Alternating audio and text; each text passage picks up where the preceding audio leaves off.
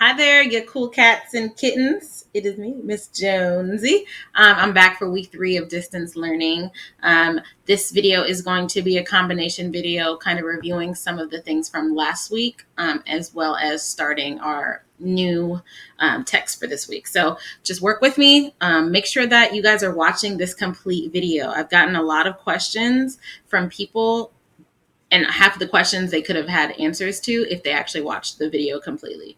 It's not that long. It's about 15 minutes. I need you guys to take your time and actually watch the whole video and then ask me questions. But a lot of your questions are answered in the video. Okay, cool. So objective of today. Today I will read 2 texts, Sustainable Fishing and Jane Goodall, in order to answer this text-focused question. How can humans be helpful to animal habitats?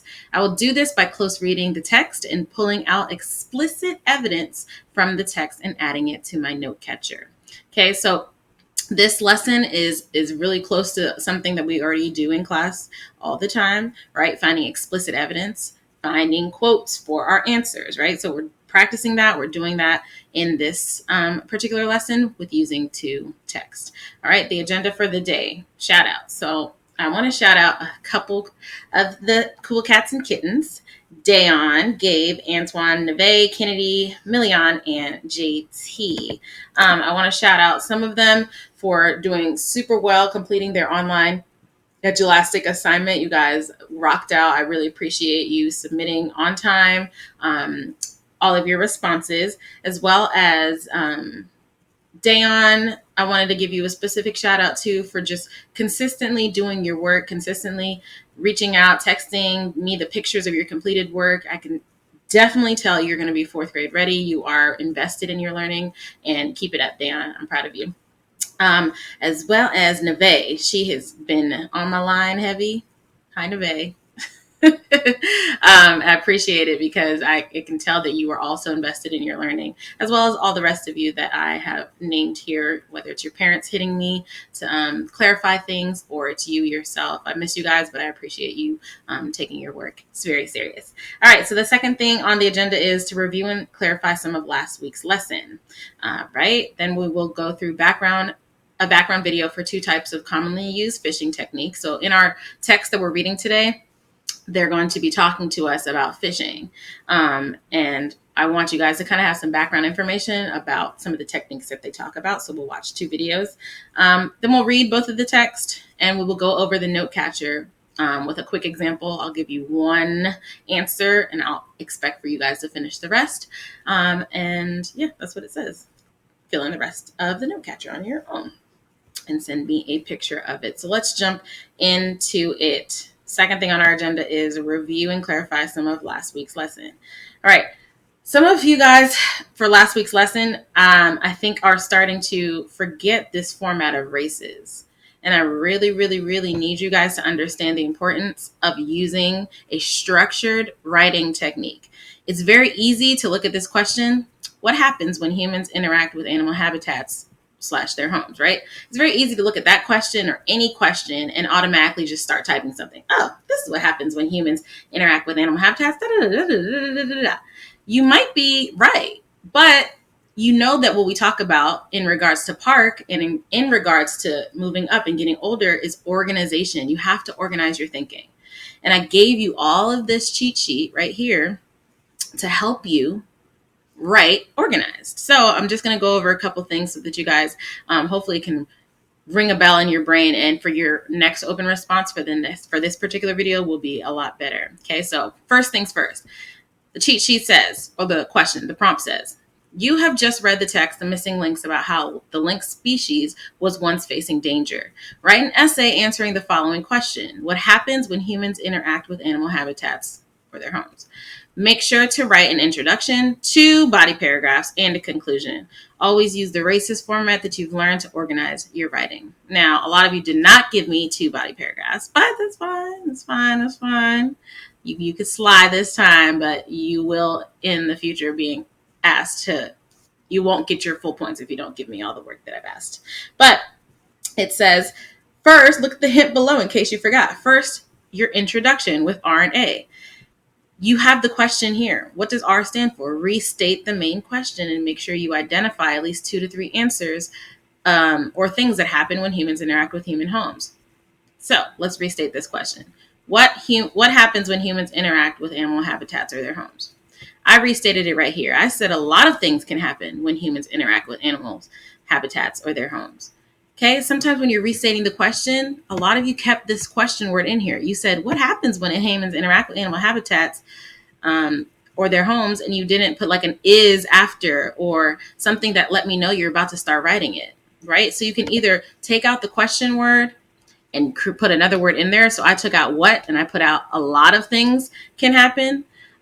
You could keep the what in there, but if you keep what happens, if you keep what, then you need to say what happens when humans interact with animal habitats or their homes is, and then you tell me. So you see how you restate the question? That has to be the first sentence of your open response. Restating whatever the question is, whether you make a new word and you put it in there, or you take out the question word, or you continue having the question word in there and you add something at the end. Remember that that's how we restate questions. Secondly, it says restate and answer. So I restated the question, but now I have to find my answers in this same paragraph. So here are my answers. I said some of those things are their land being taken for farming and building. That's one way that humans interact with animal habitats. The roads that they build can cut down the habitats. The roads we build can cut through their habitats on which some cars can hit and hurt them. And then thirdly, their food source, rabbits, are being killed from people hunting them. So these are the three answers as to what happens when humans interact with animal habitats. Okay. Now, with that said, that is your first paragraph. Restate and answer. Okay. And then we move on to the body paragraphs. Topic sentence. Animals are losing their land to humans, farming and building. I took this sentence from my first answer. Remember my three answers right here? Some of those things are their land being taken from the roads, and their food source. I took my first answer right here. You take your first answer and you introduce it. Introduce your first answer. I took the first answer, their land's being taken for farming and building, and I introduced it. I said, oh, animals are losing their land to humans, farming and buildings. I would say in building, right? That's introducing what I'm about to start talking about. Then I'm moving down. I introduced it. I'm now going to be talking about in this paragraph, farming and building is a reason for why animals are losing their habitats. So it says next is cite evidence. So I have R&A, topic sentence, cite evidence. Okay, it says when you cite evidence, you use a quote from the text, right? You can use according to the text, for example, in the text, word for word. You have to go back to the text. A lot of you just randomly started typing something and you didn't even say according to the text, right? You have to go back to the text and prove this. If I'm telling you that humans are hurting animal habitats because their land's being taken for farming and building, I got to prove that. I got to go back to the text and find where. So let's do that. I'm going back to the text to find where. Okay, so this is the text from last week, the missing links. I need to find a quote that proves that humans are interrupting the animal habitats by farming and building. Aha, I found one. There are a number of reasons Iberian lynxes have become so rare. One reason is that some of the land they need has been taken for farming and building. There is a quote right here that I can use, word for word. Now, at home, you probably have to type it out, go back to this, pause my screen, type it out. But I am going to, or if you have a computer, you also could click on the link down underneath this video and download the same document and be able to just copy and paste, because what I'm about to do is, according to the text, it says, paste it.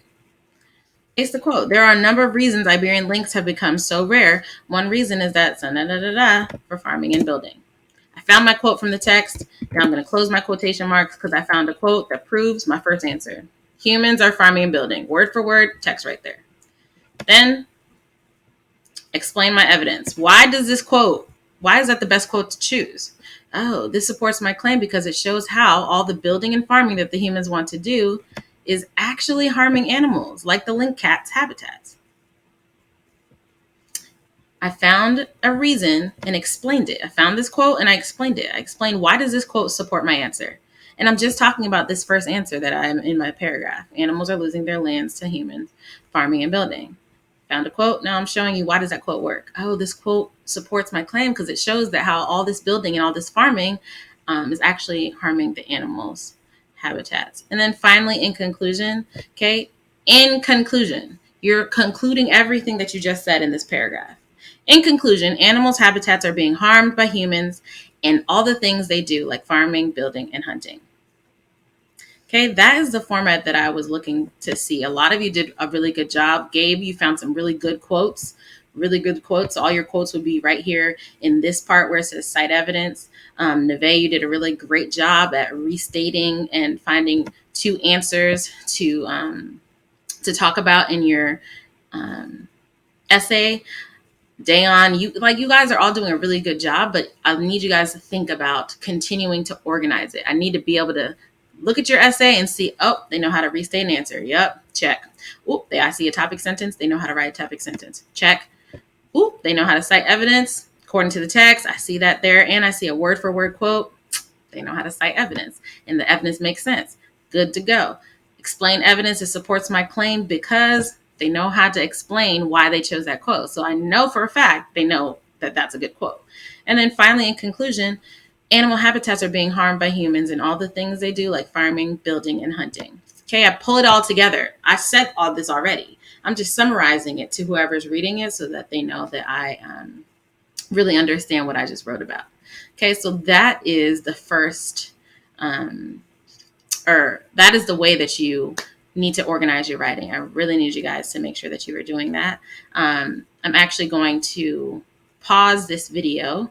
You guys can watch this video to kind of think about last week's lessons, and I'm going to start a new video again to now focus on this week's lessons. Okay. Thank you for listening, and hopefully your new essay will be beautifully organized.